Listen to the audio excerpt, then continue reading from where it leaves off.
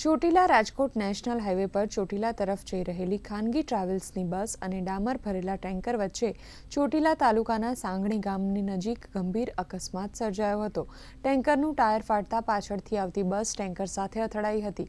અથડામણ બાદ શોર્ટ સર્કિટના કારણે બસમાં આગ લાગી હતી। આ દુર્ઘટનામાં કુલ 4 વ્યક્તિઓના મોત થયાના સમાચાર છે, જ્યારે 10 લોકોને સામાન્ય ઈજા પહોંચી છે। ઘટનાની જાણ થતાં વહીવટીતંત્ર દ્વારા તાત્કાલિક ફાયર ફાઇટર બોલાવવામાં આવ્યા હતા અને આગ ઉપર કાબુ મેળવવામાં આવ્યો છે। મૃતકોના મૃતદેહ રેફરલ હોસ્પિટલ ખાતે કરવામાં આવ્યા છે। ઈજાગ્રસ્તોને વધુ સારવાર માટે રાજકોટ સિવિલ હોસ્પિટલ ખાતે રિફર કરાયા છે। પોલીસ દ્વારા ઘટના અંગે આગળની તપાસ હાથ ધરવામાં આવી છે।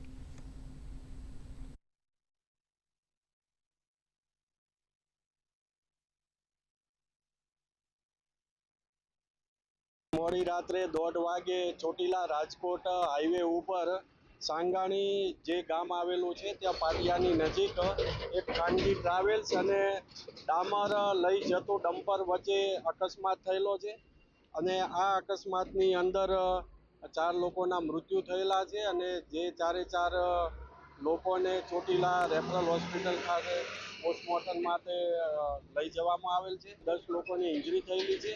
એ તમામને 108 દ્વારા રાજકોટ સિવિલ હોસ્પિટલ ખાતે ખસેડવામાં આવેલા છે અને તમામની સારવાર ચાલુ છે।